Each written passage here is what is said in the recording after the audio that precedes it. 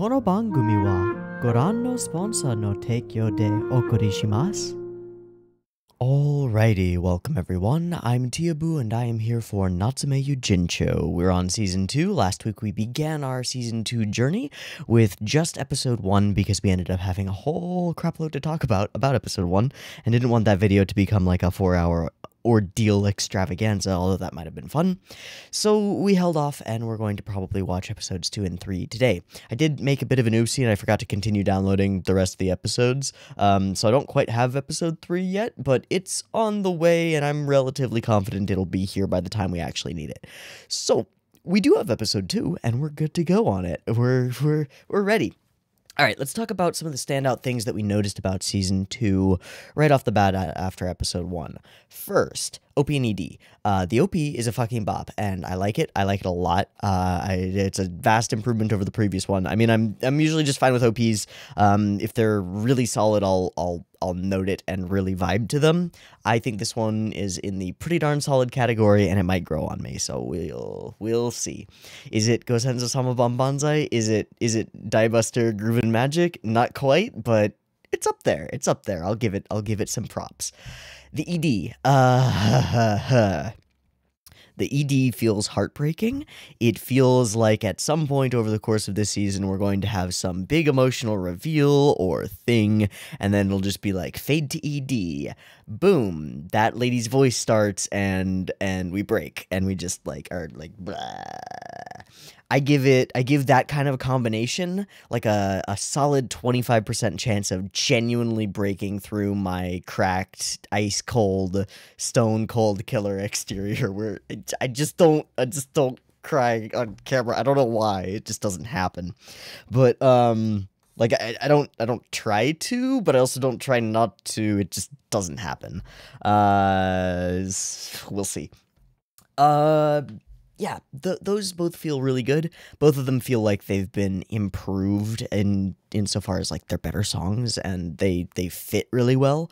There's also some cool symbolic-y animation-y stuff, especially in the ED with Natsume looking backward and that becoming looking forward and everybody walking in the same direction but separate, and that has ramifications for the way that the show is treating people and relationships and all that jazz and seems to track and make sense. There are also some interesting things in the OP, like a particular thing that I honed in on a lot in the previous video. There's this scene with Reiko, and then there are some hands, and they go together, and then they go apart, and it's like, wait a second, what was that? And if one of those hands was Reiko's, whose hand was the other one? Maybe it's passing something down to Natsume, but it seemed more like a like, together gesture, so I really don't know. Then we have the episode itself. The episode itself did a really stand-out job of re-expositing, re-explaining, retelling the nature of the world and Natsume and who he is as a character and who Madara is and how they're related and what Reiko's deal is and what the book is and how you use the book and why the yokais want the book and what are yokai and who can see them, and Natsume is the only one who can see them okay, and it did everything. A lot, just a lot. And so that's why there was so much to talk about, partly. It did all of that stuff really well without feeling like it got in the way of actually telling a simple but legitimately valuable and good story in the meantime. So it kind of knocked the episode 1 of season 2 idea out of the park on every single potential front. I really can't criticize in any way the choices made in season 2 episode 1 of Natsume Yuujinchou. I think it was really fucking perfect for its purpose, and I salute that, and I'm really, really hoping that as we move along in the season, it's just more of the same, and we start to, I don't know, tack on layers of meaning and depth and intrigue to Natsume Yuujinchou that turn it from, this was a pretty good one season of a show, to, okay, but after season 2, it really starts taking off in interesting directions, and then what's gonna happen in season 3, who knows? That would be very cool. So, it's not like a thing that we can point at exactly, but I wanna keep keep in the back of our heads this idea of decisions made behind the scenes to make each episode count and make each episode feel like it matters. And also an awareness of where each episode is falling in the overall arc of the story and over the overall arc of what they can actually get out in a season, right? So if we hit episode 10, 11, and we start maneuvering our way towards something that seems like a serious climax, like an actual thing that's coming, that'll be something to keep in mind. Be like, okay, they're planning for this. They're prepping for this. They're picking and choosing their chapters carefully. They're making sure that this story fits for an anime format, even if that means slightly altering it. I want to keep an eye out for that kind of stuff because I find that kind of stuff interesting. I find adaptation interesting, and more than anything, I find really good adaptation so far as I can tell, very, very interesting because it gives me a lot of foundation and groundwork that I can take and use as interesting information to go and criticize terrible adaptations, because that's useful to me, because there are a lot of them and they happen all the time. So that's just an interest. Okay, that's basically everything. There was a lot of stuff in the episode about Madara, about Natsume, about the way that Madara feels toward Natsume and questioning his nature as a protector and why he's doing that when he has a much faster, much more straightforward route to getting what he wants, if the things that he claims about not actually caring about Natsume were true, but they're not, which is why he's staying and not just eating him and then taking the book. So I'd like to build on that. I want more info on that. I want anything that fits into any kind of theory or idea about the past and Reiko and Madara and all that jazz. I figure that's kind of the underlying big ticket mystery of the show, so I doubt we're gonna get any like hard, clear answers for it anytime soon.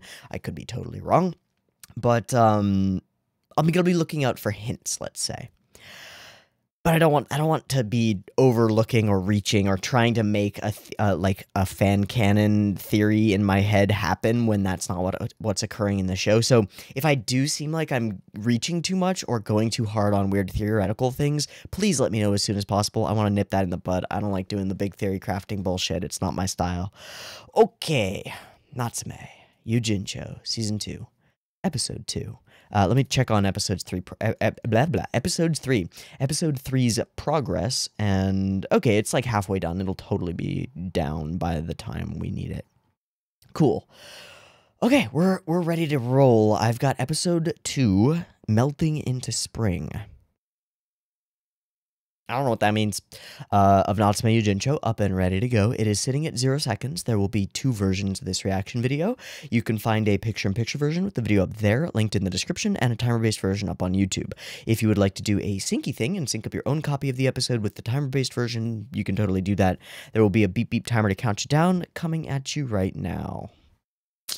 Let's go. Yujin-cho. And I think we start immediately with the OP, so boom.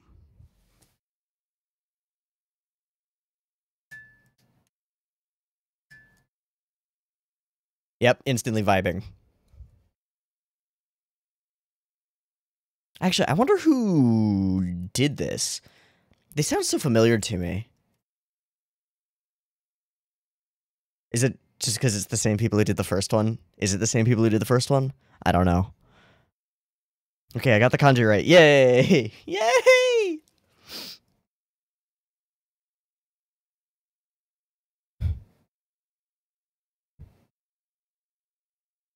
Really does sound like he's saying Texas Soul. This gets close. Alright, lizard boy. Long shot party.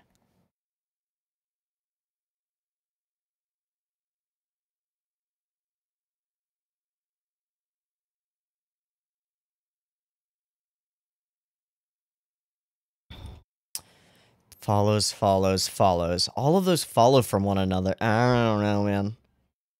Are those the nice Chukyu or the douchebag Chukyu? It's an important distinction. Hi, Hiragi.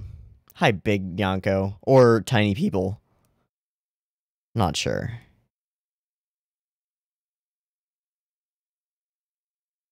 I don't like the way that it ends. It just sort of fade out.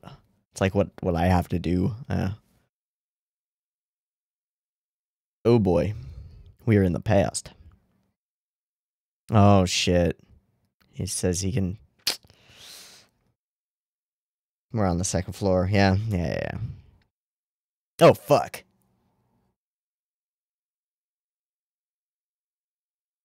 Hi. No. Nope. No pepperoni. Alright, are we gonna have to solve that one? That could be interesting. Hello. Uh-oh. Shit. Okay, we've got snow, so there's our potential melting. Ah, pretty landscape. Ah. We're really gonna try to make a vibe out of it. Alright. Now, why are you so tired, bud?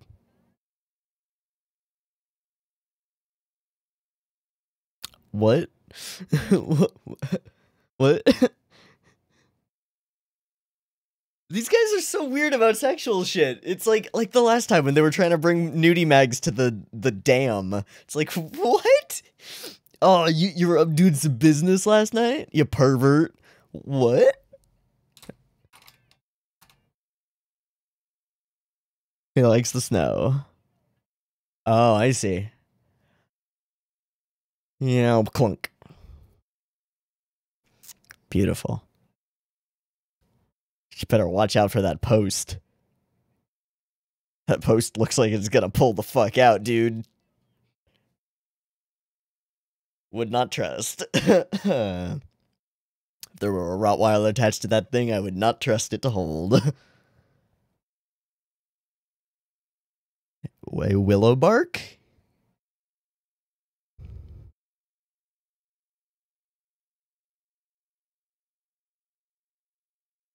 A strange random forest that you've never... Hello.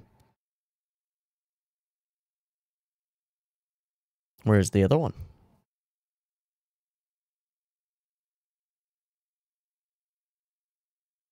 And lonely. Oh, fuck.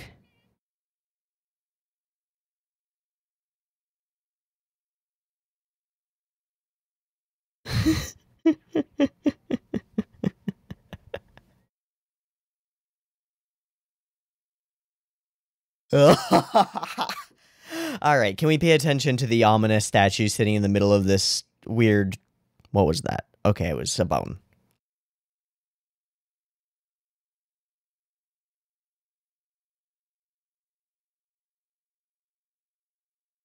Not gonna pay attention to the spooky statue? Okay, you're just gonna lean up against it.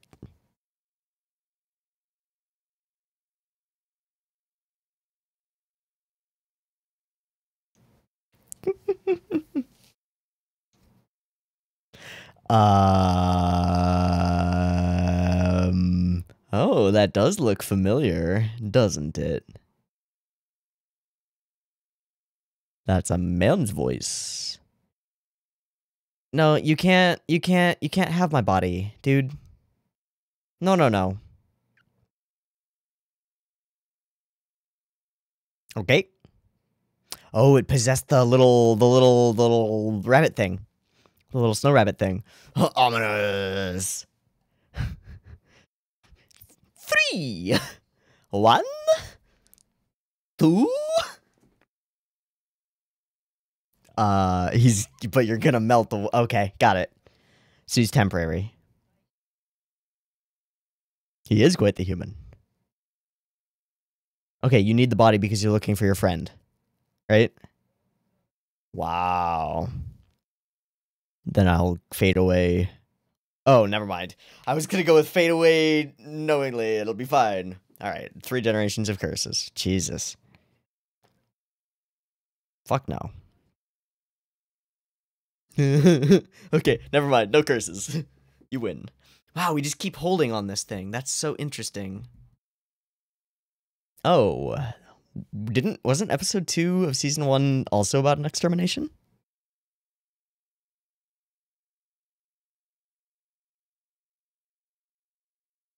Oh.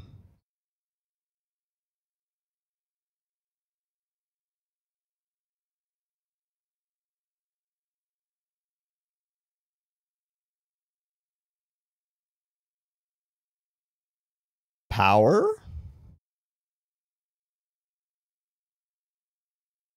I had one. Yeah, what is that? Power? Oh.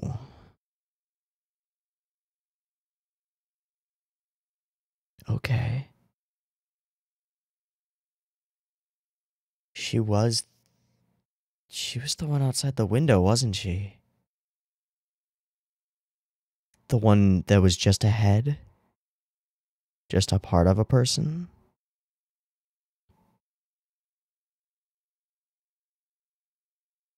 Maybe not.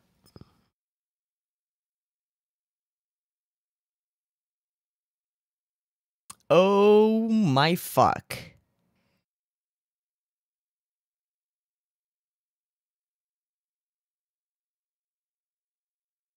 I don't like that at all.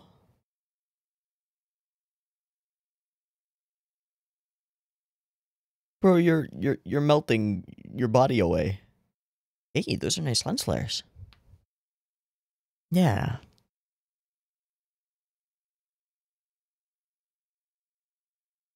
Has she become the evil spirit somehow? I don't know.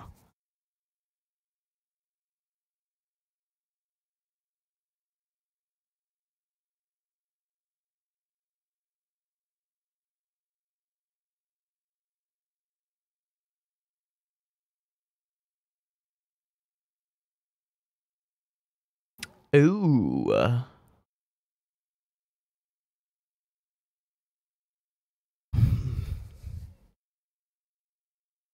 So you cut it down and released it? Well.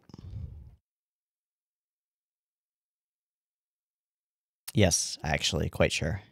Toko? Uh...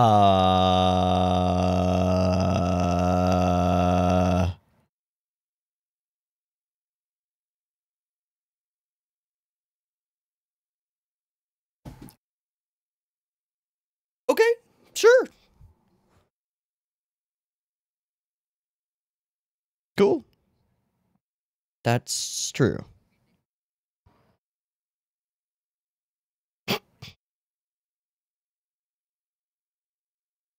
Always.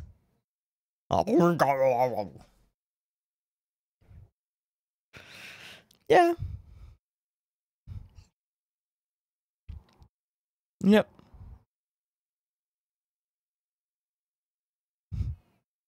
I think you misunderstood, but you're not wrong. Such a tune. Such a tune. Yeah. Oh, Jesus, man.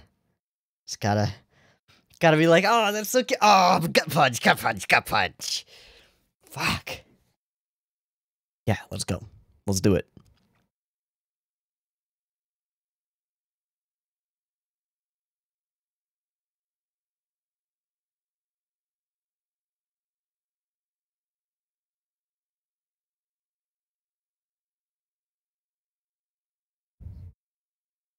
Hmm.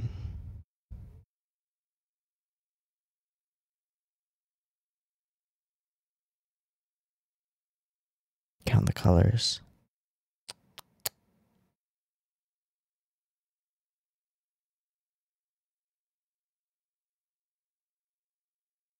Wow. Jesus.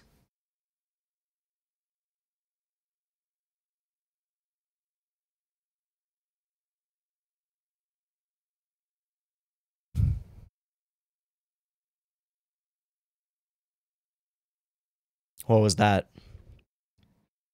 Jitsu wa nani?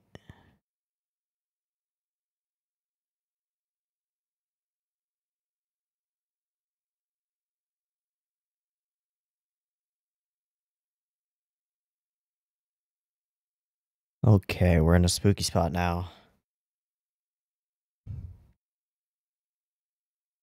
Whoa.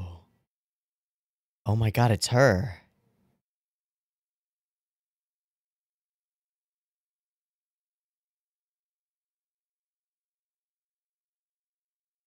It's Sui. Yeah, what was the truth? Oh. Fuck!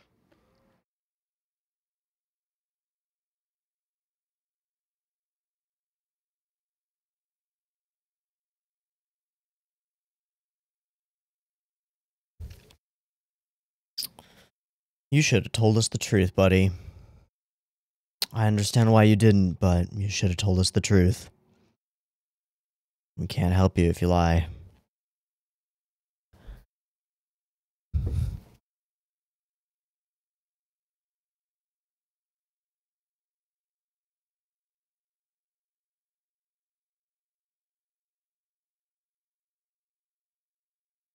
Okay.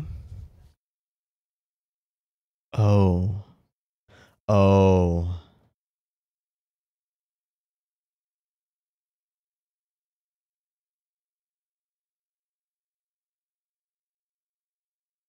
Our lights of life? That's new. Shit. Desperate to help, but unable to, and then blamed for being unable to.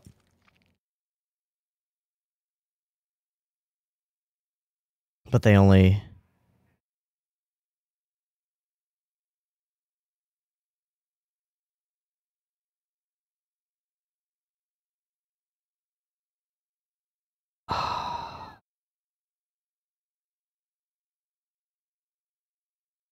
Communication!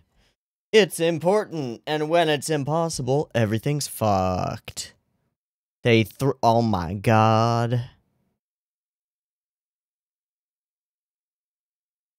And she broke.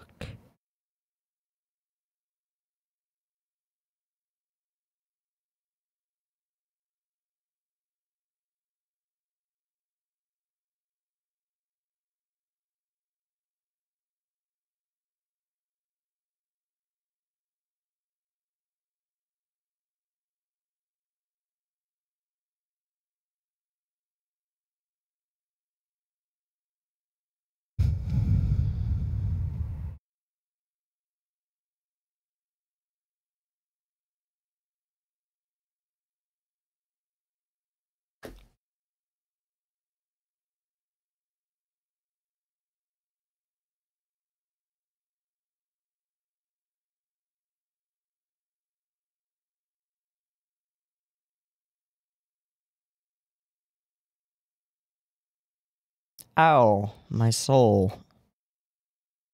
What else can I say? Oh. Fuck people, yo. Is he just a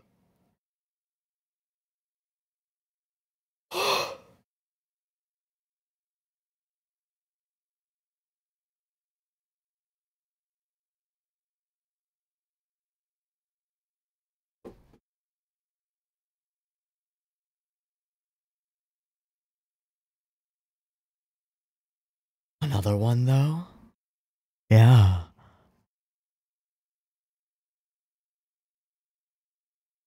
Oh, oh, never mind. Fuck.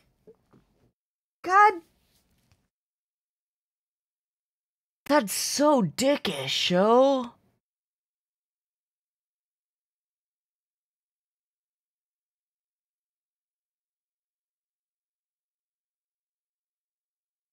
Uh. Uh-uh. Oh, thanks. Oh, hi, buddy. Oh, hi, little guys. Oh, hi. Hey. Yeah, yeah. Yeah, yeah.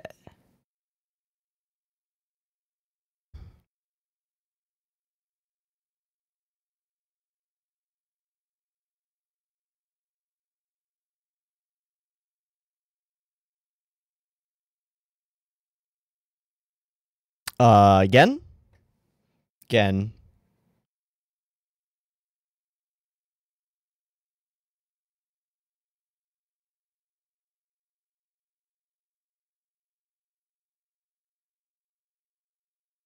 And what the fuck is happening? Yeah, what is that power thing? Oh, shit.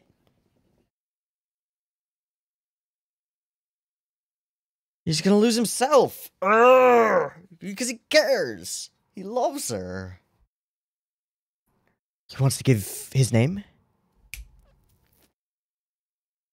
It would give him the power to command him.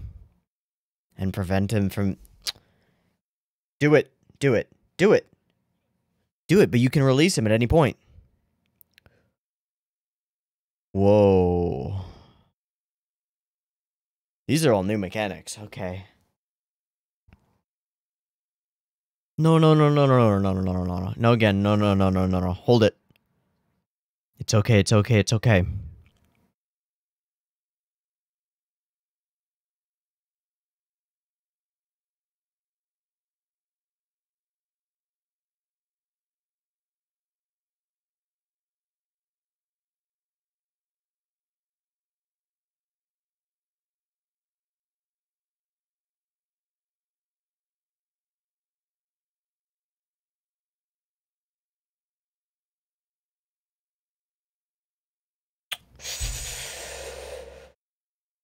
Bring him back, bring him back, bring him back, bring him back, bring him back, reel him in. There we go, okay. Holy shit, there are some layers to this one. Oh my god, it's after the rain. There's gonna be a 3-color rainbow and a wish. Fuck. Thank you. Thank you. Alright, alright, alright. Cookie chodai.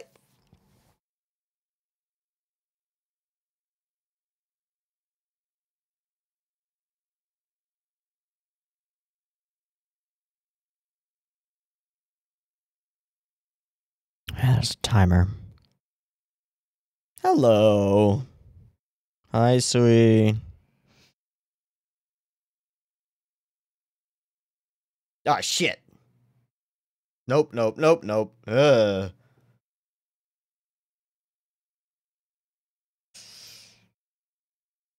Nope. Nope, hold on. Burn. Burn. Reach out, communicate, say something.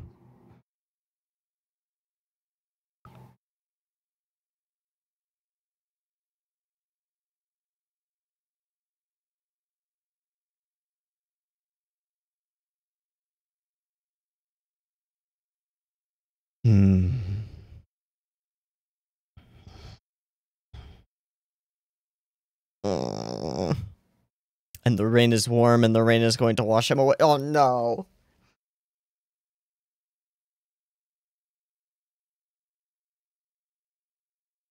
Yeah, but this is Natsume. He does this.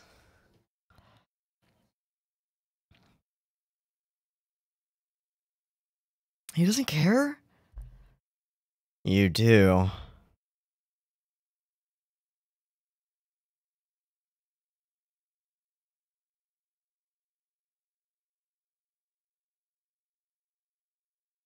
Ah.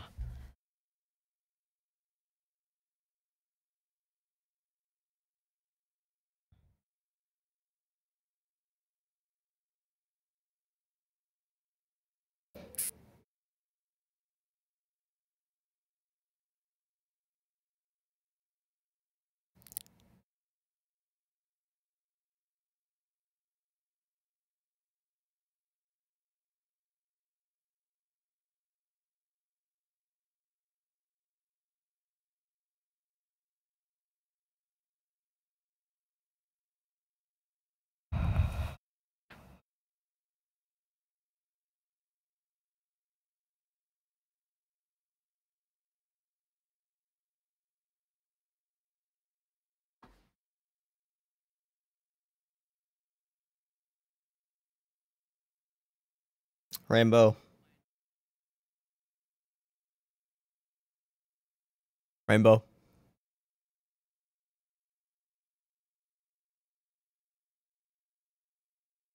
I will keep that in mind. Rainbow?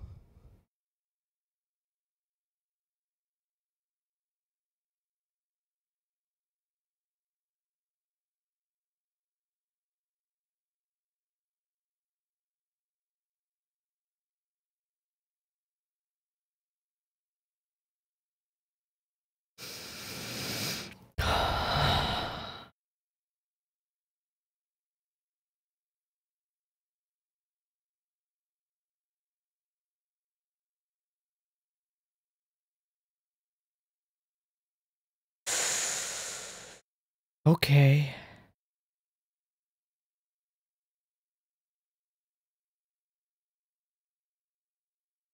Okay. Ow. That one hurt a lot. That one was also really fucking good. Like, really fucking good. What? ANN, please?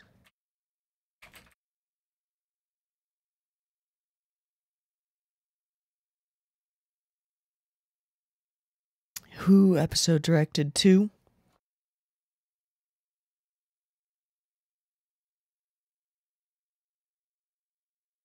Hiroyuki Yano. Storyboard. Hidehito Ueda. I know that name. Huh.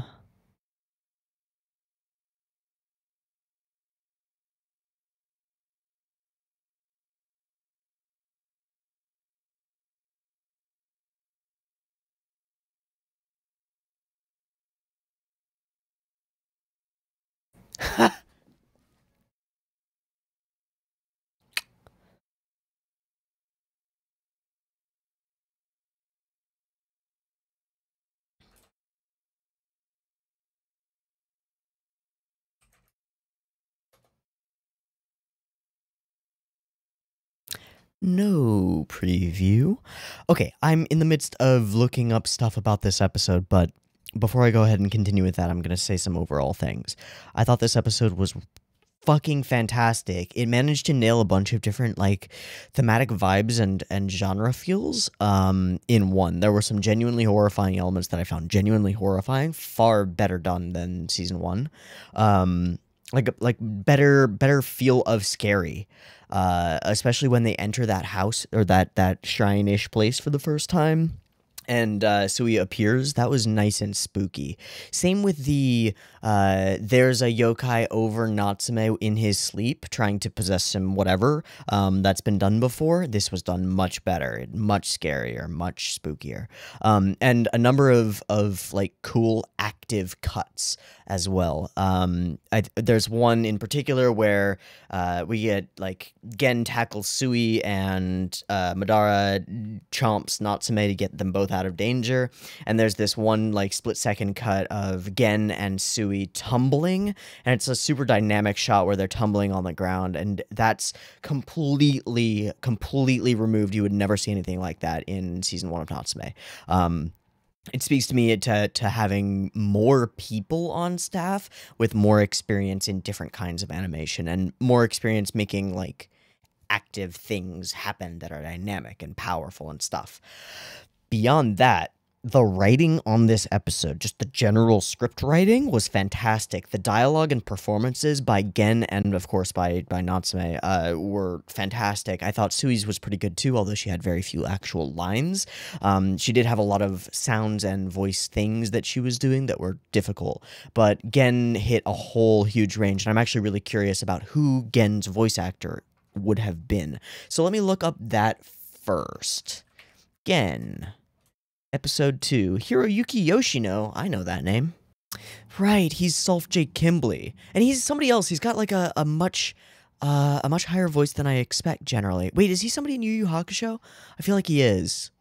Because I feel like I looked him up super recently.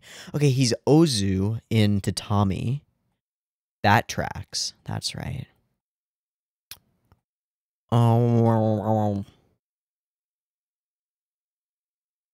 I know I looked him up like last week. That's weird. But he's a lot of people. He's really good. Okay, and he does a fantastic job here. That's really all I wanted to say. Now, I was finding some interesting things about who storyboarded and directed episode 2. So I'm going to step away for a moment and investigate that because I am super intrigued. Okay? Okay. Okay, I think I found the source of some of the interesting stuff. At least some of the interesting, like, framing and such. This episode, episode 2, was directed by Satomi Nakamura, who doesn't have much on their backlog that, like, stands out to me. Episode director on a bit of Gosick, episode director on episode 13 of Ariforeta, storyboard on a single episode of Kekai Sensen, a couple of different scattered episodes of Natsume Yuujinchou, things like that, just random things. A couple scattered episodes of Hiroaka. Not crazy intriguing. So then I looked at the storyboarder, and the storyboarder is Hiroyuki Yano. And Hiroyuki Yano has done a lot of storyboards for a lot of things. A number of the more impactful episodes of Hunter x Hunter 2011, he storyboarded. Lupin the Third, 2 movies and 2 specials, storyboard, one of them chief director. This guy knows what he's fucking doing. For sure. Has also been the director or storyboard or something on like, I think it's like 24 different Soreke Anpanman movies, which is a lot, because Anpanman is a huge thing. Okay, I'm gonna say that this is probably the source of the interesting stuff in this episode. Another thing that I found really interesting about this episode, there were a lot of held shots, like longer held shots than there usually are in Natsume, and they didn't feel like they were there to buy time, really. They didn't feel weak in that way. They felt strong in that they were attempting to express something, but I'm not sure what. Okay. I'm going to spend a minute to go through this episode again and gather my thoughts once more, because I think there is a lot in this one that I want to talk about, and I don't want to jump around in it too much. I want to be a little bit more concise and coherent, okay? So I'll take a breaky thingy, and there'll be a cut here. I'm just going to go through the episode. Boom. All right. So I've gone through the episode, and I think I have a direction in which I'd like to tackle this one. I want to start with broad themes, and I think we're probably going to try and do this more frequently, starting with broad themes of the episode and then narrowing it down to specific instances or specific moments or specific things, because there are, I think that would be really useful. There are a lot of repetitive themes in Natsume. That's not a bad thing at all. I think of them as like reinforcement, adding new stories that add to our understanding of a particular concept. But I think keeping track of what themes come up in what episodes might be of value to us. So here are the broad themes that I came up with for explaining the like underlying stuff of this episode. What is this episode rest upon? What is the foundation? Okay, the biggest one, and the one that is most frequently apparent in Natsume Yuujinchou as a whole so far, is communication matters. We'll break that down a little bit as we go along, but communication matters, and this one is super clear and super obvious for Natsume Yuujinchou as a show, right? Natsume is essentially the avatar. He is the conduit between worlds, and the only one with all of the necessary, first off, just the capacity to hear and understand, the desire to listen, the capacity for compassion that allows him to actually like care about what he hears. He is the core of communication. He is the embodiment of communication. And communication matters.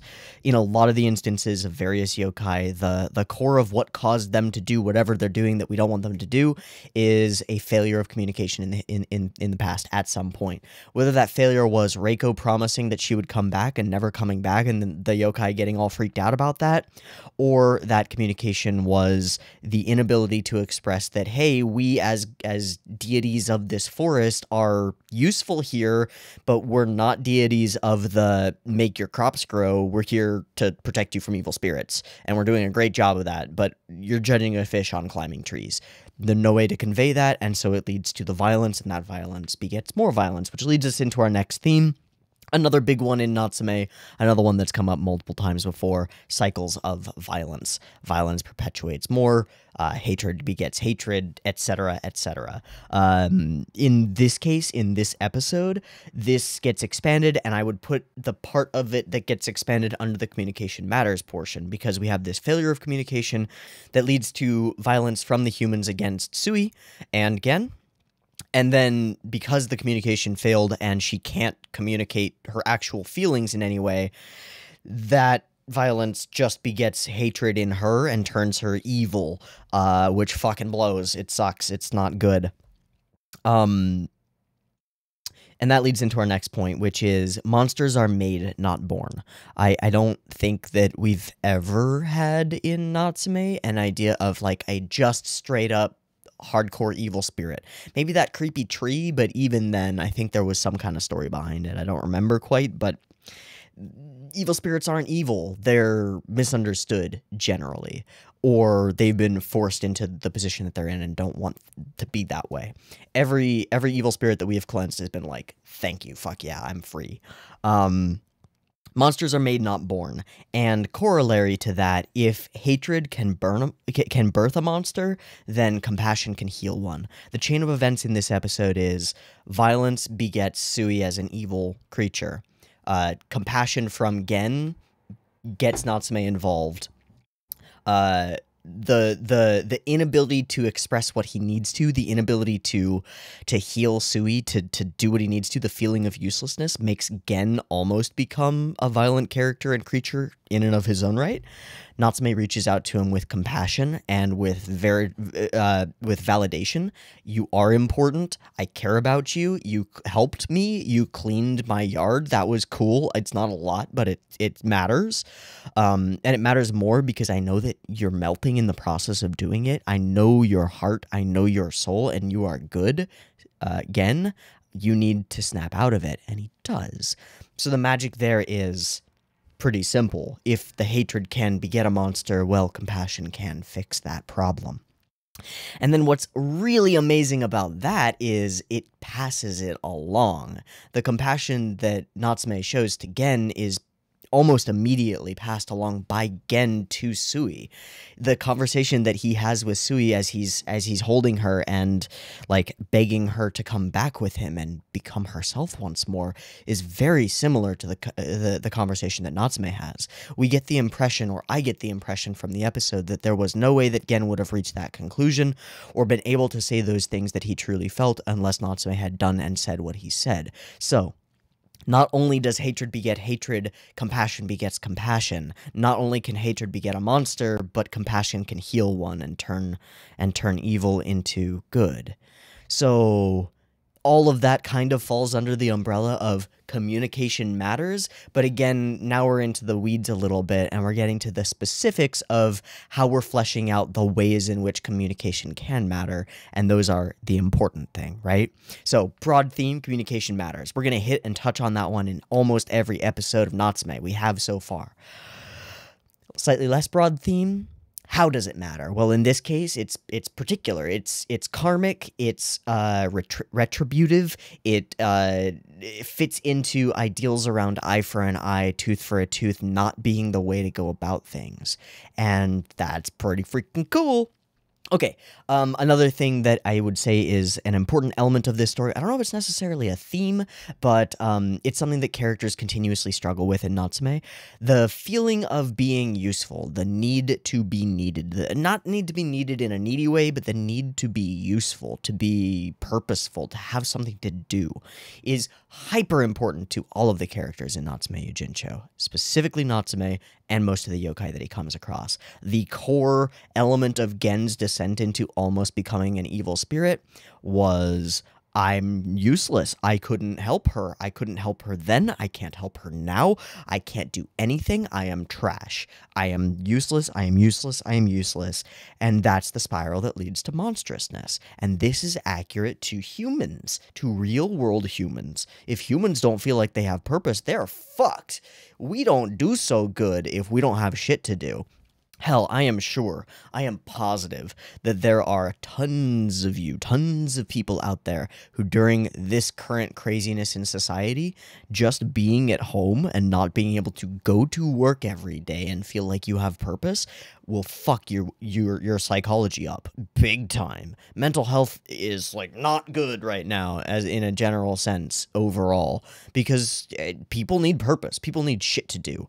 And hobbies and stuff can fill the void, but not that much. There's a reason that, like, people look forward to retirement and look forward to retirement and look forward to retirement, and then they retire and they're miserable because they spend the first 50 or 60 years of their life working 5 days a week, and that matters to us, and we're going, oh, I hate work, but the truth is, you take that shit away and we got nothing. People need purpose. People need to be useful, and yokai are fucking people. Boom. So, all of these things, and then there's the other little bit, I guess a little thing on that, which is judging a fish on its ability to climb trees. The humans are judging Sui and Gen, not understanding them, being unable to communicate with them. It's understandable that they wouldn't be able to communicate with them and they might assume things. It's still fucked. They're judging these protective spirits on their ability to make the plants grow, but that's not what they do. They don't make the plants grow. So shit, it's fraught. It's fucked from the outset. There was just no good solution at that point because nobody could communicate. Now, Natsume enters the picture and everything changes. He can communicate. And the way in which he chooses to communicate is, of course, the core of the story and the driving force of why things work out the way that they do. Okay, so we start off with Natsume-kun is telling lies again. This, again, re-exposits to us how he feels in childhood, how he has felt and been ostracized during his life, gives us a basis for understanding that idea of being laughed at by a group or a crowd or misunderstood or whatnot. It's also a really fucking spooky yokai. This is just a nice, creepy moment that I like quite a bit, and things haven't changed that much. He's not telling people about the yokai that he sees, but he's still falling asleep in class, and people are giggling at him. It's kind of blech. Okay, we go pretty hard on making a vibe of Snowy Town. I don't know how else to describe that. It's just there's emphasis on the town is snowy now, and it's nice. We hold a bunch of these shots for a good long time. Just environment, setting, feeling. Now, I do really wonder about these two dudes, because they do this every fucking time that they talk. It's like, what's the deal here? We need to make a list of all the weird sexual things that these two characters say at some point. Because the previous episode, or a couple episodes ago or whatever, was like, we're gonna bring smutty magazines to a dam, which doesn't make any sense to me. Like, why would you bring them to an outdoor location? What? And then this is just like, what are you even implying here? I don't understand. Like, you're doing some business at night? Okay, is he asking if Natsume is masturbating? If so, does that make him a pervert? Or does he think Natsume is sneaking out and wearing panties on his head? Like, what is he thinking here? What? It's just weird. I don't know, man. We don't really care. It doesn't really affect Natsume at all. It's just weird. I guess What a Liar is a part of it. Alright, Nyanko's jumping around. There were some wonderfully goofy Nyanko bits in this episode, I will admit that. The portion where he's, like, fucking around in the snow, and I'm kind of freaking out internally because just the... just the idea of a snowy open clearing with a single statue in the middle just rings too many bells of, like, one, there's a Puffin Forest story, animated D&D story about the obelisk, and it really makes me think of that.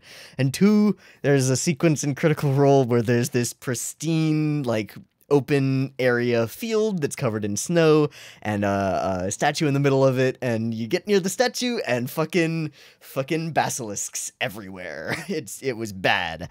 So when I saw that location, I'm like, no, Nyanko, don't play in the snow. There's bad things there. Don't do it. But they were only kind of bad things. It's Gen. It's fine.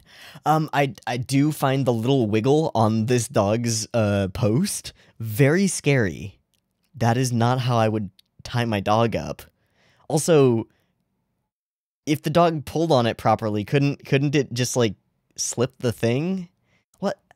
That's pretty stupid. It's pretty stupid. Okay, whatever. Not a cat. I know. Melting into spring. So they're out looking for some kind of herbs. I didn't really catch that part. And immediately our focus is drawn to this thing. And by focus, I mean literally we get this hyper close-up that just holds. and then fades, and then holds, and then fades, and yeah. Not even one footprint, so this is fun. I like just some of the actions that he takes. They're very Looney Tunes, I would say. There are some moments where he's got, like, yeah, some crazy big eye things going on, and some fun faces and stuff. And he, like, jackhammers over here for a bit. Grrr. What a goober. What a goober. I'm with Natsume on throwing snowballs at him. Fuck yeah. And then this will become a bit of a moment where we have Gen just knowingly like, yeah, you guys are pretty, you guys work well together. You guys are pretty great. And they're like, what? No, we hate each other. What are you talking about? Yeah, classic. Classic. Very fun. Okay, so yeah, the statue's gonna be a thing. This is really cool. The big actual cut of it going whoosh and pow is pretty freaking cool too. And then it just ends up being the cutest. I mean, we get like some go, ominous, menacing, but nope, no, it's just a cute little snow bunny. Look at that little guy. He's such a cutie. That's great. Okay, so we meet Gen, and he explains his shit, and I think that he might be the funniest yokai that we've had thus far. I think the humor in Natsume has gotten better. I don't know whether to credit the mangaka or the staff for that. I just don't know. Certainly a part of that is always going to be related to timing and sound design and like how you lead into specific jokes and whatever. But there's also the writing element, like you have to write the fun joke, and the jokes so far have been funny in this season, which is nice. Okay. We got our little explanation. Gen lies to us. Well, he doesn't really lie. He just doesn't quite tell us everything. And as he gets impassioned, we see this new effect occur around him. This sort of wispy, it's like cold energy is what it makes me think of, or like wind or something. But it's spiritual energy, and apparently that's him as he becomes impassioned by this and is like, I will do this no matter what. That's leading him into becoming an evil spirit. So there's this idea that maybe evil spiritness isn't necessarily super evil. It's just like blinders on, like single solitary focus, can't see the world around, and that becomes a problem in its own right. Which I think also works for real people and real humans, right?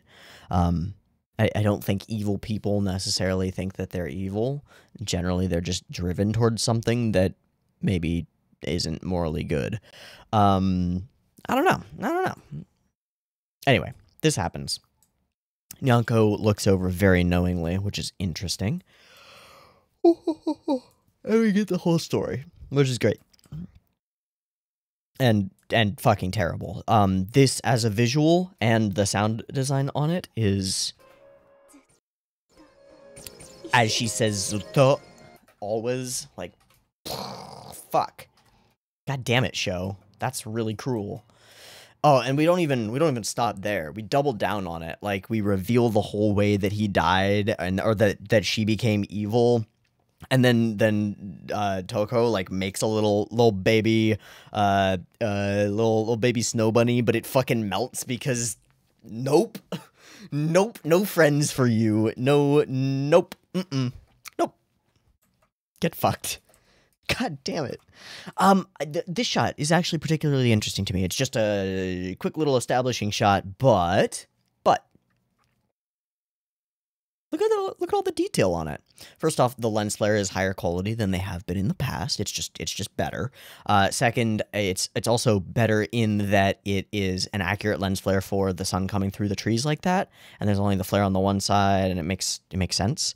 And then the lighting on all the stuff, it's really good. This is really pretty. Okay, can't leave the evil spirit alone. Got to do something.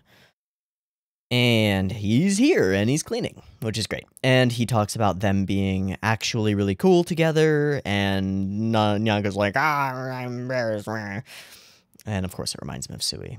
Fuck. And then we get the crack, which is the second time that that's happened.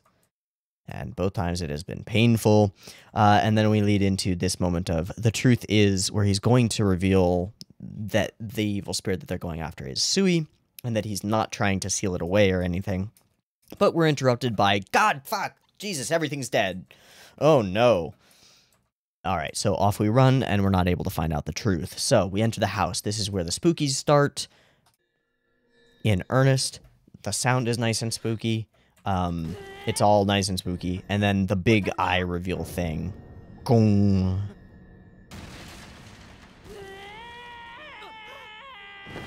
It's a lot less spooky on second watch, but that's okay. And we realize what's going on. Oh, geez, you didn't tell us the whole truth. I see. Okay. But she's too strong, and she breaks away, and she's gone, and now we're all fucked. Oh, God.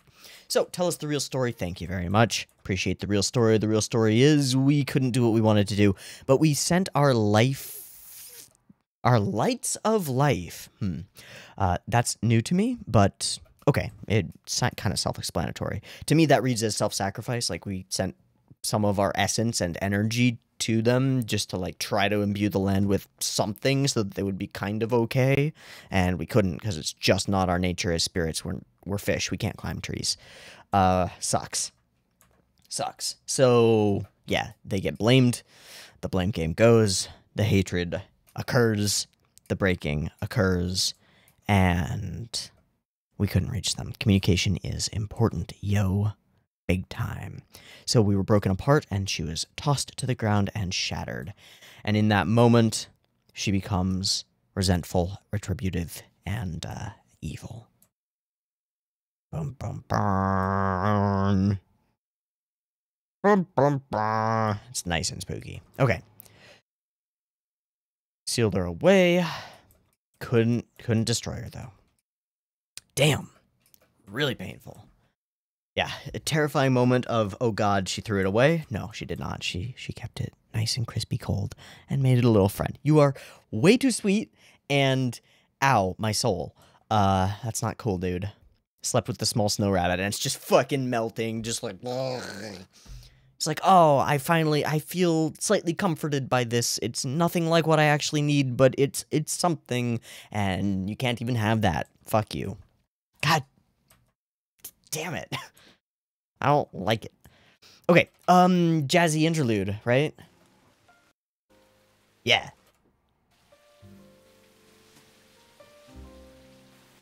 I don't know how many of them are exactly, like, new tracks that weren't in Season 1, but the soundtrack has been way better in this season so far. I don't know, again, if they're new songs entirely, because they seem really familiar to me, or if they're just being used better.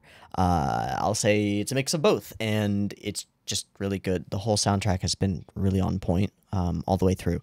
From these sort of jazzy interludes to some of the more somber pieces to just the way that those sounds interact with the rain to the ominous, weird vibes in the background and stuff. Sheesh.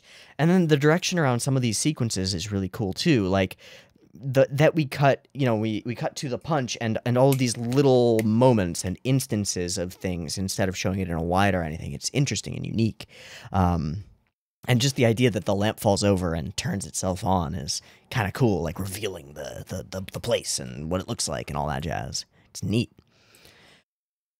So, give me paper. He will sacrifice his own existence for her. Also, if I turn evil, please don't let me turn into one of those. Burn the page. Interesting. And Natsume refuses. He will not take your autonomy from you. He will not as long as there's a chance. So he begs. I'll help you. I'd do something about it. I can't do anything. I'm trash. I'm useless. You are not. You helped me. You swept the yard and you protected me from Sui. You matter. I care. I like you. And Sui likes you too, and she would care, and she wouldn't want you to do this. Boom. We pull him back from the brink. And so now he's equipped to pull her back from beyond the brink, beyond that boundary. Okay. Our relationships with Chuukyus pay off because we give them cookies, and they love cookies. It's so cute. It's such a cute little bunny thing. It's so nice. All right, and then we hit the shit. Where's the cut of the awesome cut? Yeah, so he goes for the grab. We get the memories. He's burning. It's bad. Yeah, they love each other. They care a lot. He will not let go. And so Nyanko does something on his own. Boom, Gen goes through, and this is the cut. Okay, we're gonna frame by frame from here. Whoosh! There goes Madara, and cut. And we've got this huge, very, very dynamic background movement, and then tumble, tumble, tumble, slide, slide, slide. Okay, it's mostly slide, slide, slide. Cool. I still think that's really great. It's whoosh, action, something happening.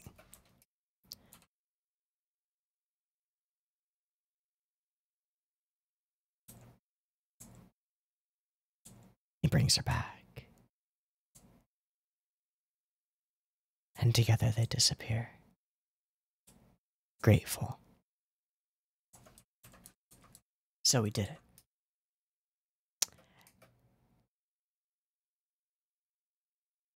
And they know we're waiting for a rainbow, so they say, we weren't able to show you one, but that's okay.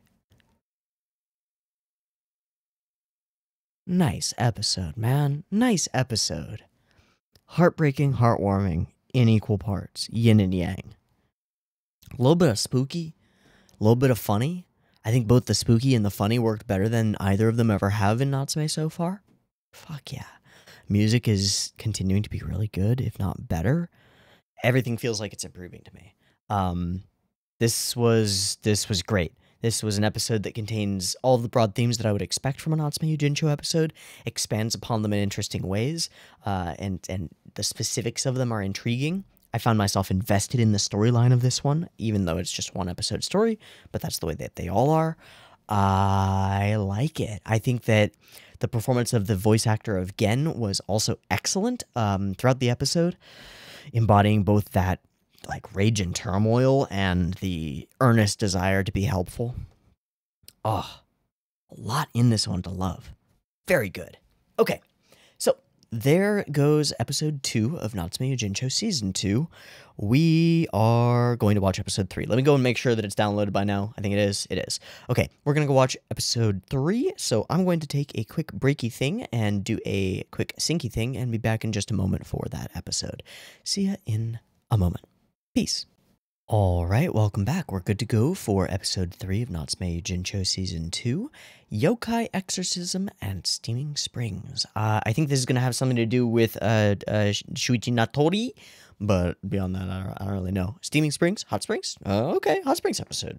Probably has nothing to do with the classic Hot Springs episode, but we'll see. Let's watch this thing. OP, let's go. Beep beep timer.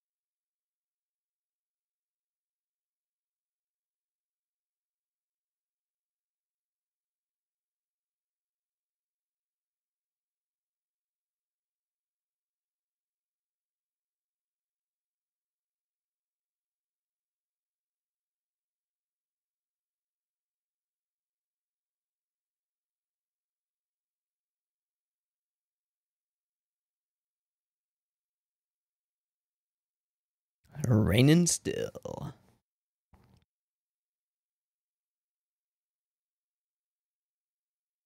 Oh! Hello. Oh, you can't get over the tiny little puddle. I mean, could they? Oh, jeez. They have to go a straight path. Here. Oh. Oh. You're gonna have to escort them the entire way. Yeah. That's a dark thought.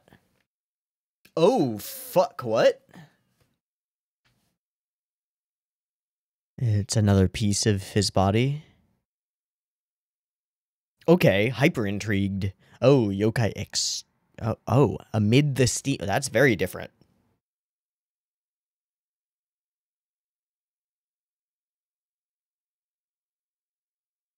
Is it from the little... Oh.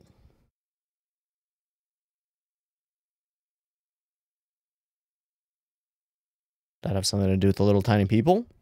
I would assume. Oh, yeah. Thanks, buddy. Yokai who will eat me.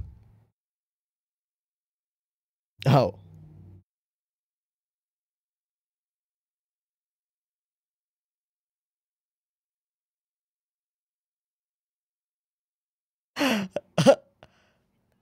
Oh, wait.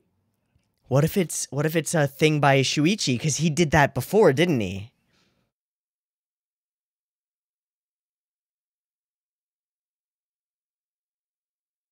Accidental catch?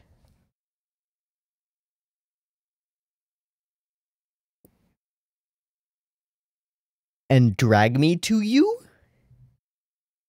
What? What? Oh, it was just supposed to run back. I see. Okay. That's fucked, dude. Uh-huh. Also, I don't trust you because there was an ominous thing at the end of the season 1. Oh, yeah, right. We gotta exposit that.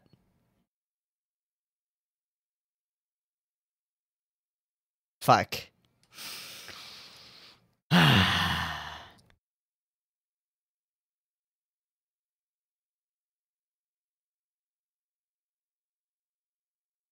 Okay. Okay, we're really vibing into this one. Can we not? Can we not right now? Uh-huh.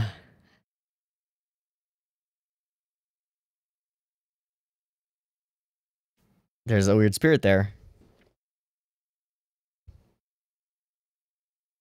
But they'll let you invite a random male high schooler? Like, what? Actually, yes, go for it, bud. I don't think he has many friends. Yeah. He wants somebody to come because there's a yokai there. Oh my god. I'm not a pet. Yeah. Oh shit, he's in. Never mind. Actually, though, on Sentamago. Oh, fuck.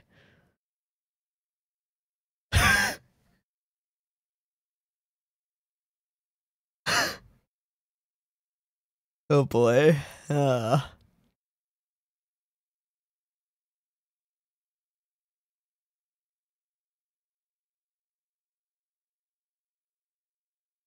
Oh boy.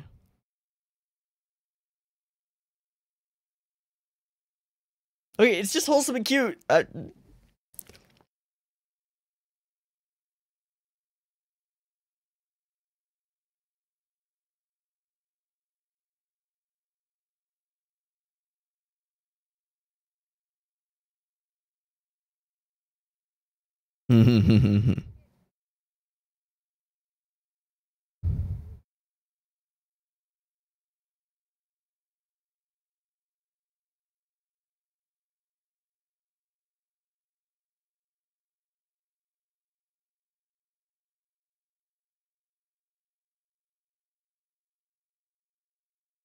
Sure you did.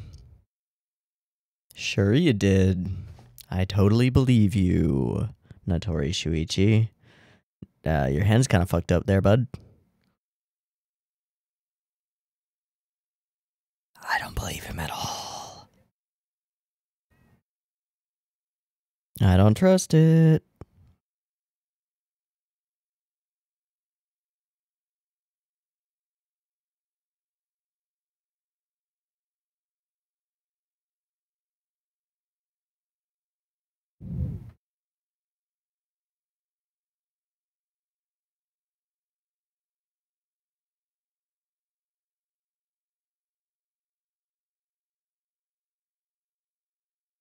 Is he hiding something intentionally, or... He's probably eating eggs. Ah, there we go.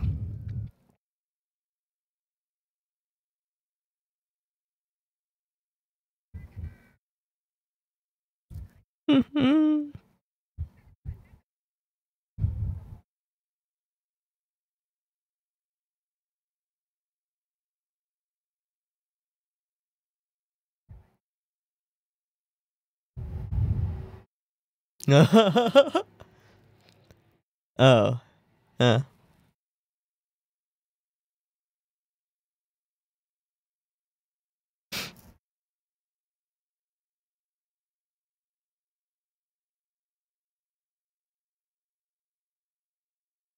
God, I don't like the sound.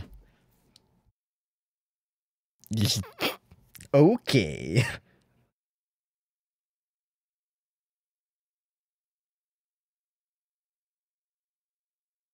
Murders them without a thought. I don't know if he hates them. I don't think that's accurate. Hi, Hiragi. There's no real reason to be ashamed around her, dude. Yeah, come on. She's a spirit. It's fine.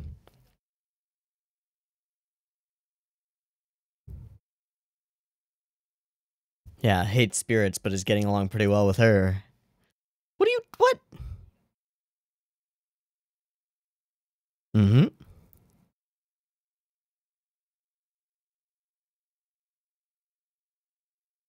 Aww. Aww.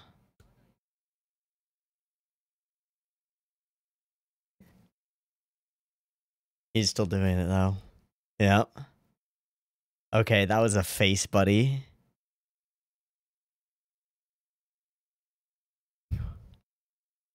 Ha ha ha.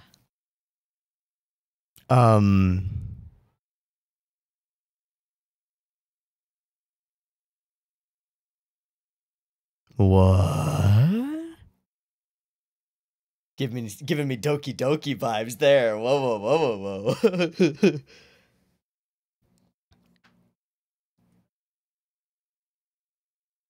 Yeah, what's in the closet? Go check the closet. Go check the closet. Go look at the closet. What's in the box? No, dude, he invited you for this. For sure. There's something fucky going on. No, you have not. Yeah, you should not. I don't believe you. I don't buy it.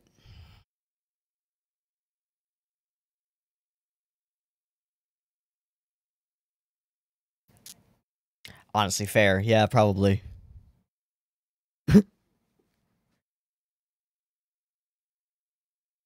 Check the closet, please. What's in the box? No, it's a spooky ghost skeleton. Why is there a reflection? What's behind you? Uh-oh. Don't open that. Don't open that. Don't open that. Don't open that. Don't open that. Don't open that. It's another part of the same guy. What if it's another part of the same guy?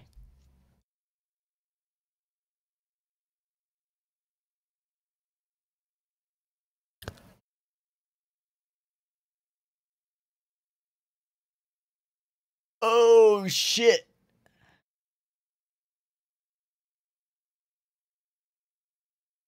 Let's not.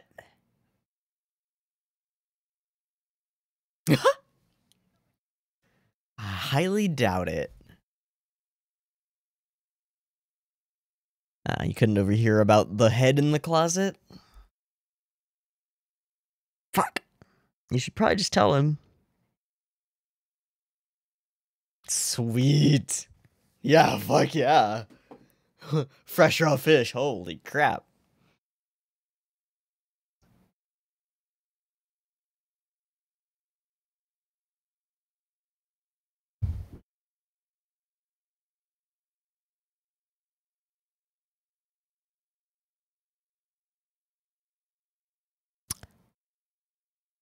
Why am I really suspicious of you right now, Natori Shuichi?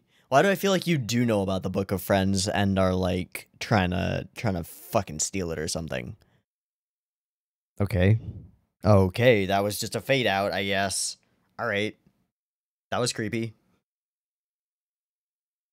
Can't stop thinking about the head in the closet. What are you trying to pull?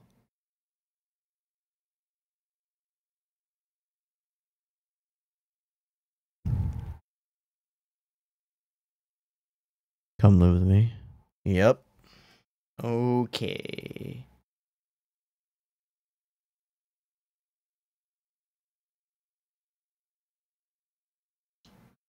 Okay.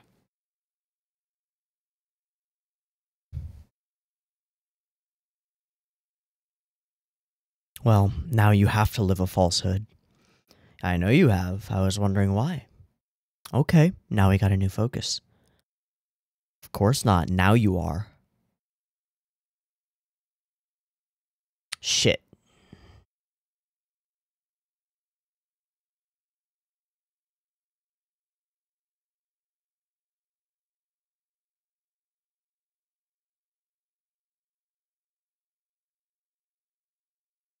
Oh, I hate it.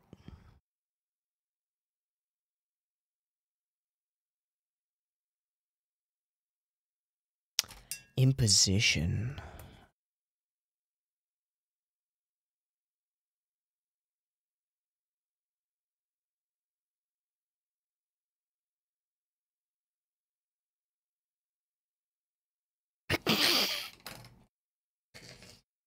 Smother. Oh, yeah, it's a head. It's a head. It's free, dude.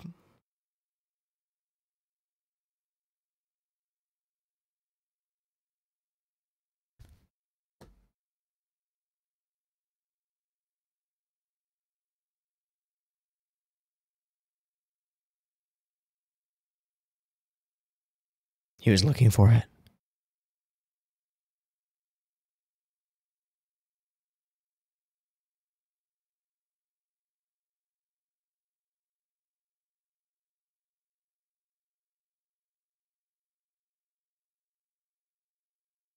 How did it break then?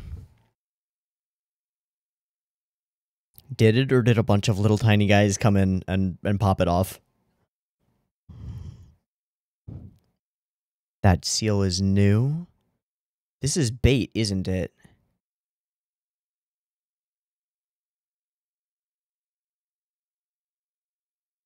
Hello? Are you a nice yokai? No. Oh, shit. Jesus. I can do that. Just chill for a bit. Just chillax.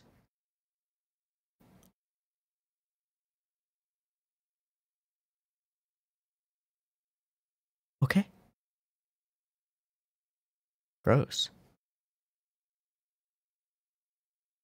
You don't have to.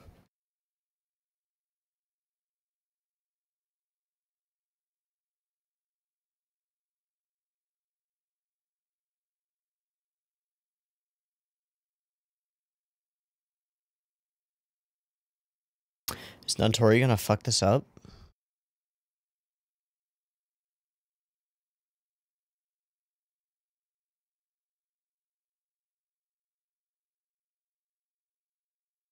Fair enough.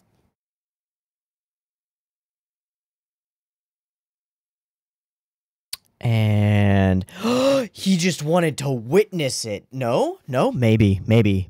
Kind of. I don't know. I keep coming up with like quarter theories that don't really make sense. Fuck. Ah, shit. All right, Shuichi, never mind. Exterminate that one. Thank you. That's new.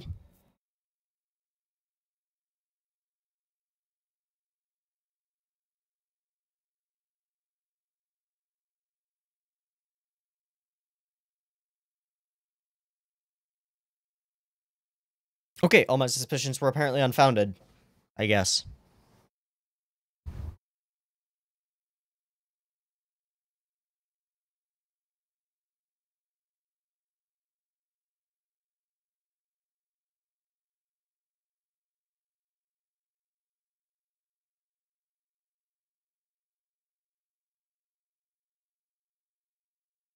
Ooh.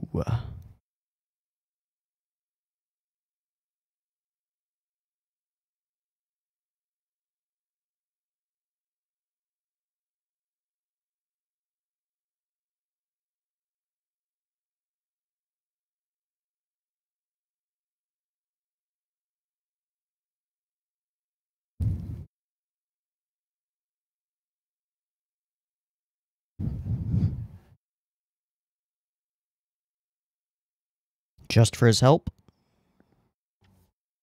Just for his help. You're lying.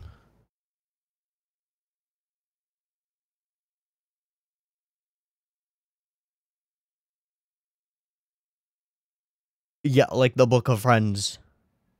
Okay, he's not murdering him for it, so I guess my suspicions were mostly unfounded. Okay.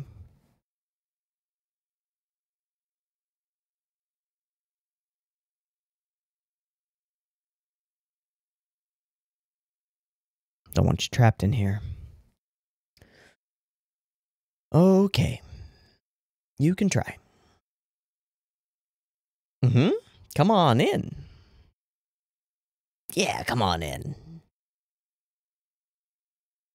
Fucking hell.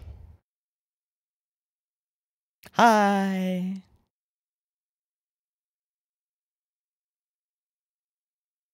Come here. Ah, shit. Ah, fuck. Oh, God. Oh, no. No. No. Mm-mm.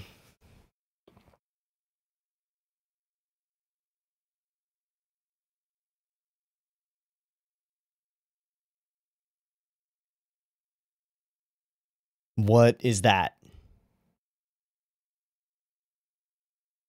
Who is that?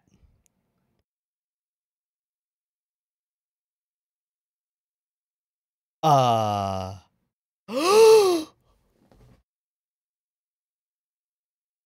Lord! What goes around comes around. Karmic, once more. Boom. Okay. Well then. Hey, Notori Shuichi, our way works too. We're nice to yokai, and guess what? They help out sometimes. I didn't. I helped him without any expectation of any kind of recompense. How can he not? Right, duty. Yep. They're people. Yep. You have a duty to them.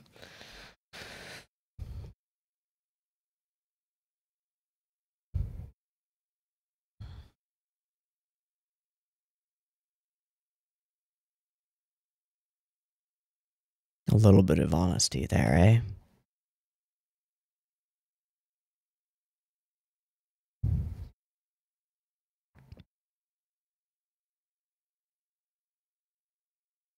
Yeah.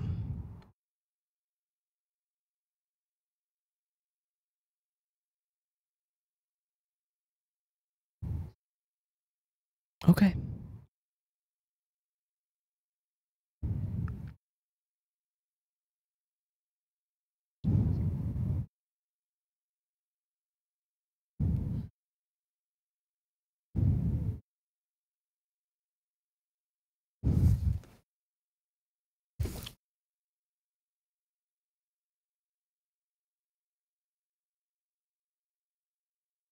Mm-hmm.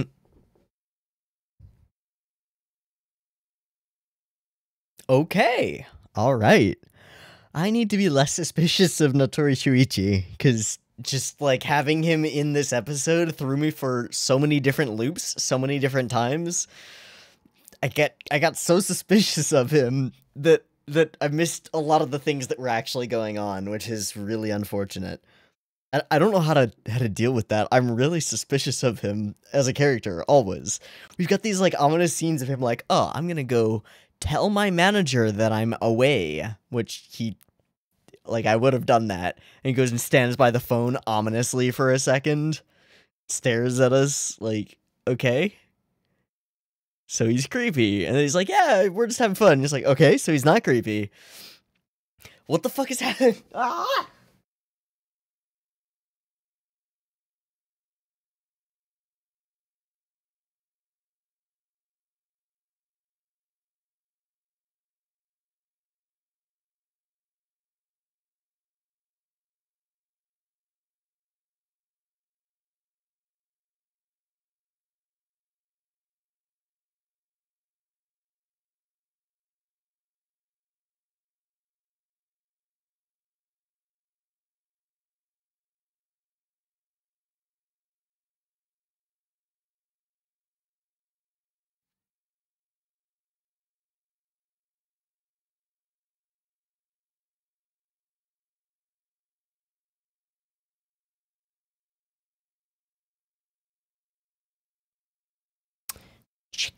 Ooh, interesting. Okay, I don't want to know about it. I don't want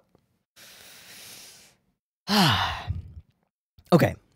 I think once we strip away all of the stuff that I put into the episode that wasn't actually there, most of it being suspicion around Natori Shuichi, once we strip all that stuff away, this is a relatively straightforward one. I think, actually, I would say that trust issues are maybe a part of the episode, and maybe I got even more of the full experience by just hyper-distrusting Shuichi the entire time, because, like, it makes sense to. I don't know. I don't know. I do think this is a simpler episode than the previous one. Definitely hit some of those themes pretty strongly. Communication, honesty, a whole bunch of stuff. Cycles of violence is back. Karma and compassion, what goes around comes around. Like, Natsume's first action in this episode is to very, very simply... Like, okay, the first thing that is apparent about the individuals that he is helping is that they are powerless, right? They are helpless to cross a tiny puddle in the middle of the road. There is absolutely no expectation of any kind of recompense or reciprocation from this action. Natsume does this out of a pure altruism, right? Now, this is interesting from a philosophical perspective, I think, because there's a line of philosophical argument that human altruism is non-existent, that it is essentially impossible, that all altruistic behaviors in some way are a evolved trait that helps us as a species. There's always a give and take from it. However, that doesn't necessarily apply to fictional stories, and that doesn't necessarily apply to yokai. In this particular case, there is absolutely no argument that can be made to make Natsume think that there is something powerful here. He sees these little tiny helpless creatures worrying over this little puddle in the middle of the road. He sees them carrying a tiny palanquin, has no idea what's in it. It only blows and opens once he's past the bridge, right? So even if he had the inkling of an idea that maybe there's something potent or powerful within, he hadn't seen that, right? Let alone the idea that there's this three-eyed thing in here. No clue. No hope of any kind of give me back, right? He doesn't expect anything in return. It is a purely altruistic behavior that he does, and it's established as such, which is very important and very, very fucking cool. And it comes around. No expectation of repayment saves him in a moment of genuine fear and struggle. Well, look at that. It's almost like the show is saying, hey, Natsume's way of doing things works. It pays dividends in ways that he cannot expect. In the same way, acts of kindness and generosity pay dividends in real humans' lives in ways that we absolutely cannot expect. Try it. Try it. It works. It's fucking bullshit. The universe is fucking weird. Be nicer and be more generous and, like, just do something.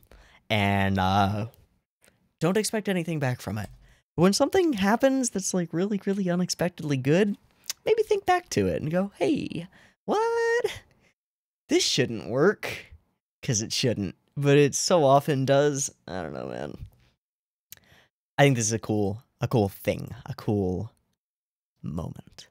Now, I thought it would be more of a focus. I really like that it's not. I like that it gets brought back in a weird and different way. I also like the mentioning and self-awareness of Natsume has been having nightmares about his time as a child being called a liar. The specific, like, that leads me to believe that a focus of this season is going to be about, okay, Natsume is able to see yokai and all this stuff. How does he present himself to other people at this point? How does he reconcile that? And are we leading into some kind of desire to reveal something to the couple that's taking care of him? I think that's actually a distinct possibility. Like, is there a chance that Natsume gets to a point where he feels like he trusts Toko? Is it Toka or Toko? I've forgotten it at the moment, and I would like to make sure that I'm saying it right because she deserves it. She's too good to not. Toko. Okay, cool.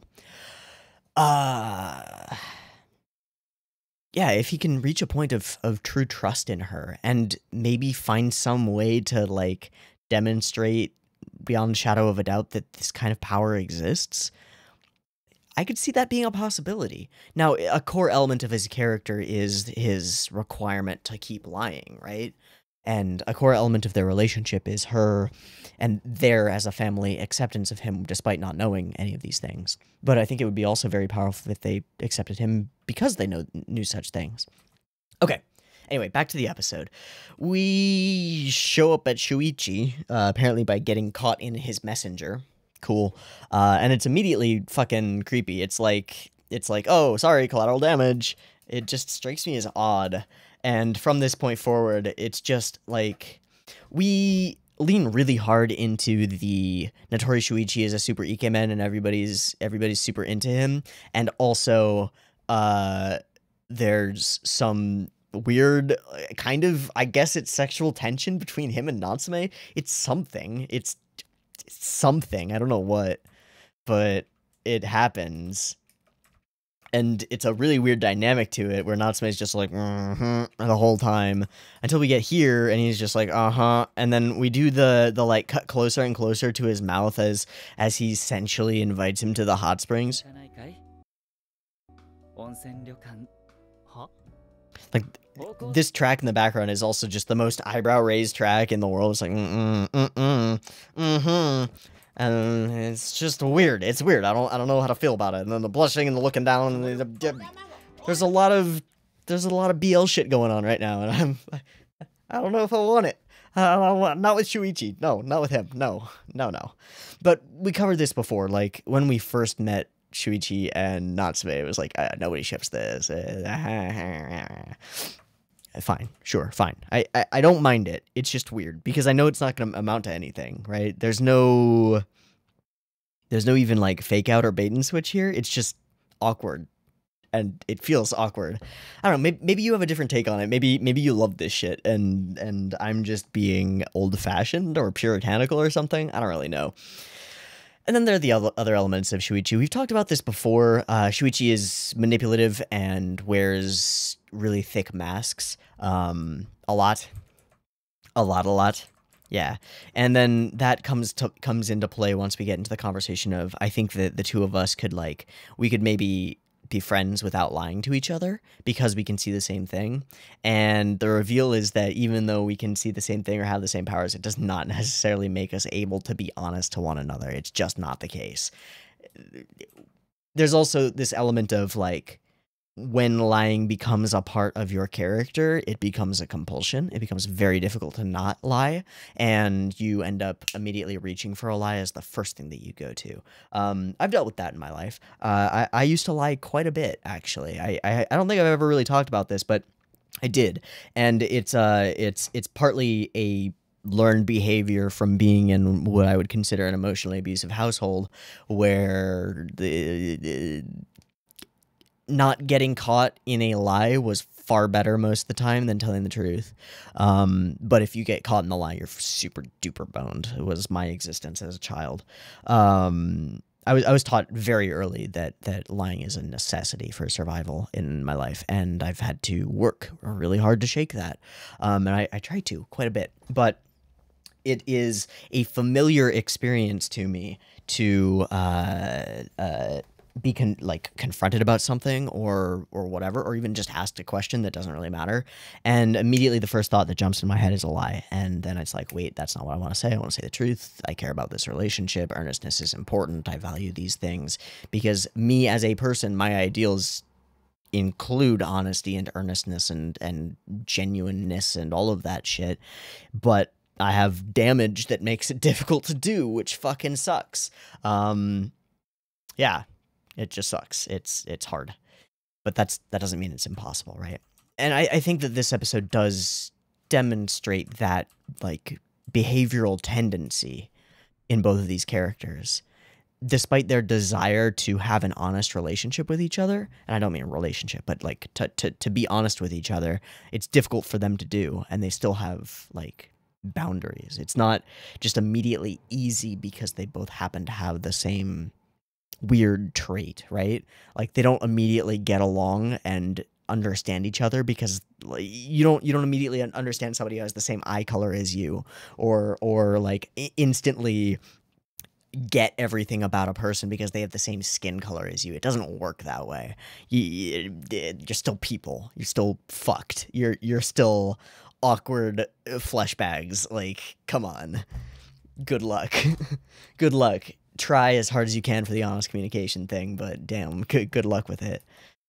It's a struggle. Work for it. Okay, so then there's this scene. This is one of those scenes that's like, okay, why are we focusing on Notori Shuichi here? This feels like it's meant to be ominous, and I don't understand why.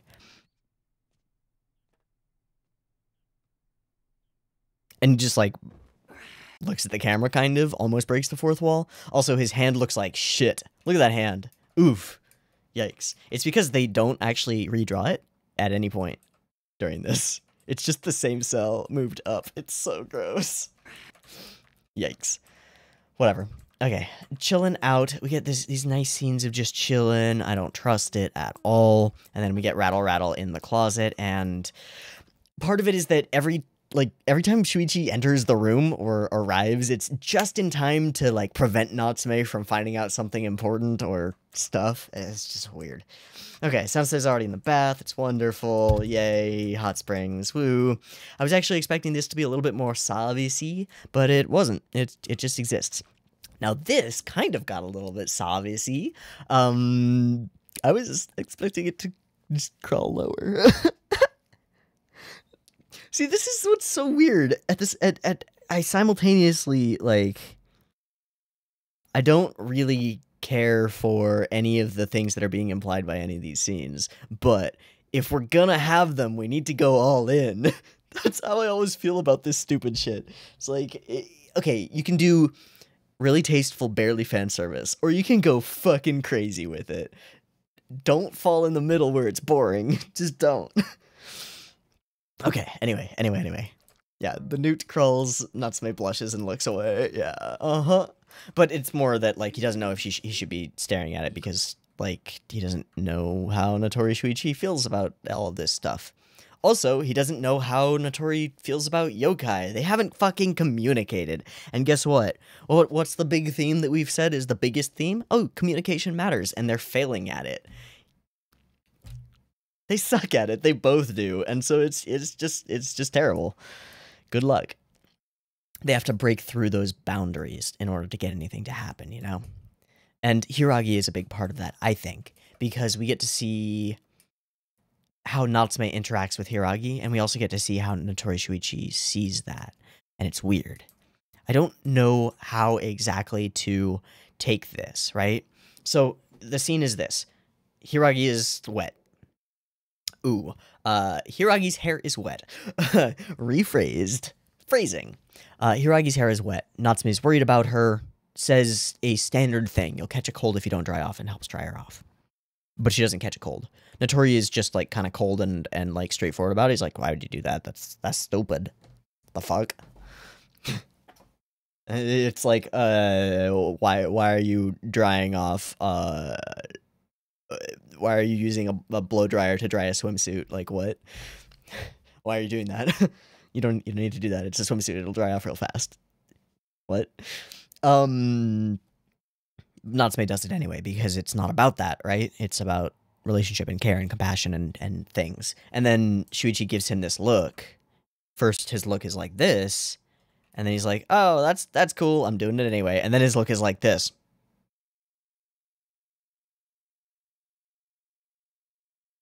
Like, what is this expression, though? I don't know. Is he pissed that Natsume is able to so easily and without effort reach out to a yokai that he is generally closer to and should have more of a relationship with? Is he pissed about just that Natsume treats yokai as though they're people, and he's like, why are you doing that? That's so stupid. Be more pragmatic. I don't really know. I don't know what this means, but it's something. Okay, you didn't drink milk because you wanted beer, because milk immediately after the onsen is a thing. Also, I would not want to drink milk and beer within like an hour of each other, so I understand. And spooky things. Really nice spooky things. Just the way that this is done. We're walking. Oh, fuck. What is that? And it's a spooky, creepy yokai. So, away he goes. We have this conversation about the book.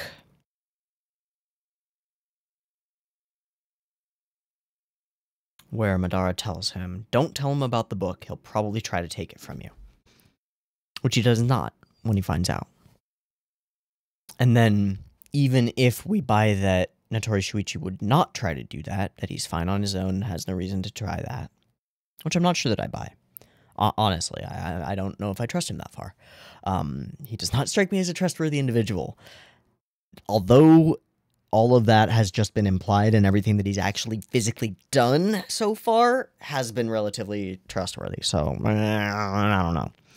Even if he was not going to take the book, Natsume would still hurt himself over it by thinking that Natori, in his genuine attempts to get to know Natsume, was just trying to get closer to him to get to the book. That's really interesting. I think that's a really interesting portrayal of what self-esteem issues can really look like, and what, I don't really want to call it depression exactly, because it's not. It's one element that can factor into many other conditions, but anxiety, social anxiety, and low self-esteem can look just like this. They can look like entirely irrational thoughts that are just unworthiness. Imposter syndrome, too, in a more work-oriented way, right? Yeah, the people at my job are only good to me because they want something ulterior, or they're trying to get ahead themselves. They don't actually care about me or my work or whatever. And in the same way, like, oh, my significant other doesn't actually love me. They're only here because we're stuck together, right? That can become a real genuine loop in your head that will fuck your shit up. So this is also a very real moment. This inability to accept genuine relationships because you don't feel deserving of them. And what's so amazing about this moment is, like, Natsume isn't like, nah. He's like, oh, yeah, that's actually a serious issue. I would probably think about that. Even if I, right now, can rationally say to myself, that doesn't make any sense, and I don't want that. That would be a problem. That's super interesting, right? I guess that would be an issue. Particular thing that I like about this shot, and which sort of threw me for a loop as well, is just that there is a reflection of Natsume on this glass, which made me think that there might be some reflection play for the spook that's obviously potentially coming. But no, just an urn. Just an urn with a bad feeling. And a head. Oh god. Fucking creepy. Super weird. Alright, we move it along. Brought me along on a fun trip. Let's try to forget about yokai just for today. again, now we're deep into lying territory. We're at the point where yokai are becoming a topic of conversation, and Natori Shuichi is completely aware of that and is here for that purpose and is still not revealing that to Natsume when he should be. All right. Let's eat food. Also, spooky zoom fade. Zoom fade. This makes it look like we're going to do a camera through the door shot, which is fine, but we're not. So it makes it think like we're gonna move the camera through the door, and then we'll see what's on the other side, and it'll be revealed, but it's not. So it's kind of weird. It still works, but it's kind of weird. All right, tired, and we talk. You okay with your current guardians? Yes, if you get tired of telling lies, you can come to me. What do you mean by that? We may be able to get along without lying. As he drifts off. And it colors his dreams. Liar, liar, liar, liar, liar, liar. I don't want to be called a liar.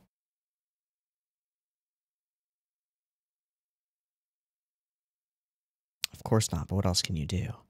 And now the voice comes from them, from the people he cares about. And he wakes up weeping. Powerful moment.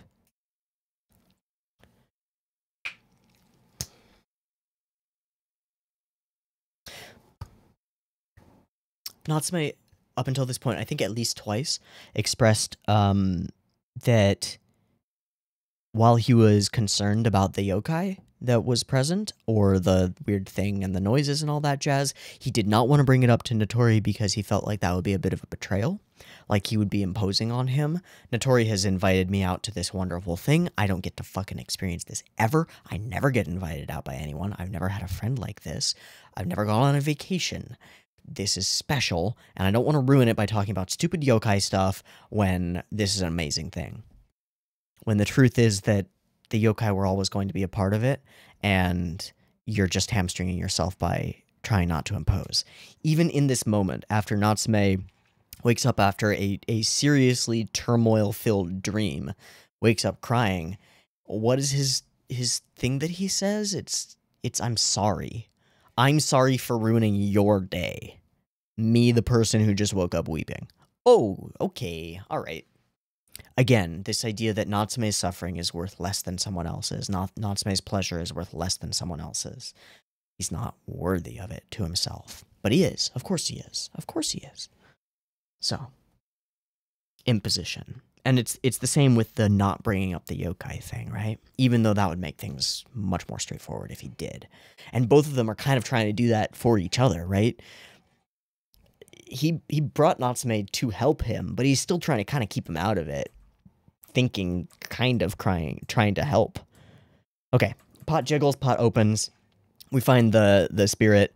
We decide that she seems nice and totally okay, and she's like, oh, I'm Sumie, I'm blah, blah, blah. And, yep, okay, fine, I'll give your name back. And we do, and he sees...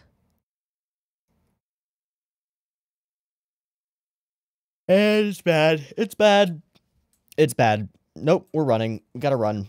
Bad shit. So, we reveal everything. He's been prepped for this the whole time. This was the plan all along. We're gonna do it. I'm sorry to get you involved in this, but I need your help. I should have explained this. I should not have strung you along. And it is kind of a leading you on sort of situation, right?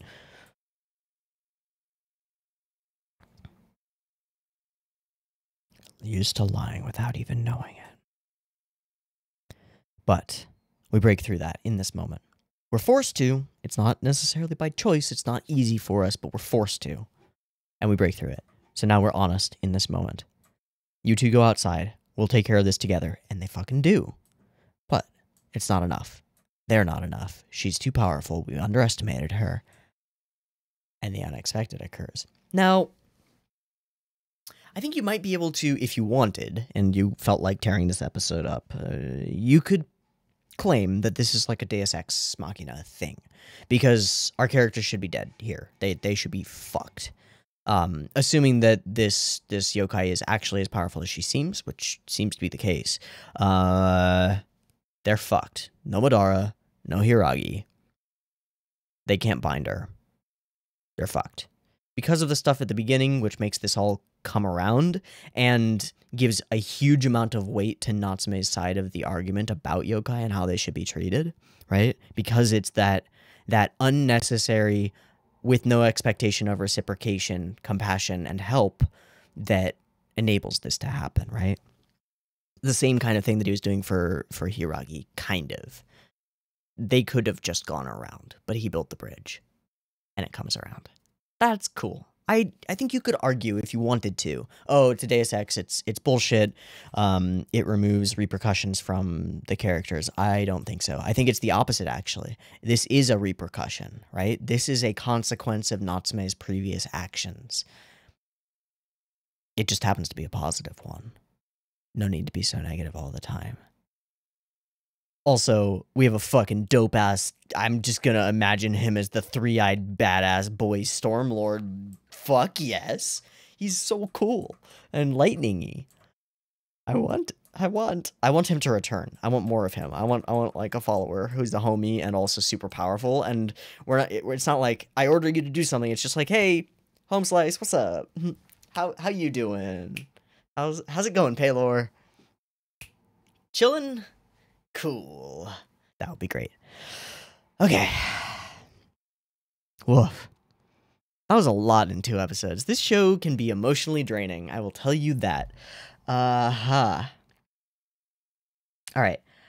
I need to trust Natori Shuichi slightly more. Not a lot more, just slightly. And I think that's it.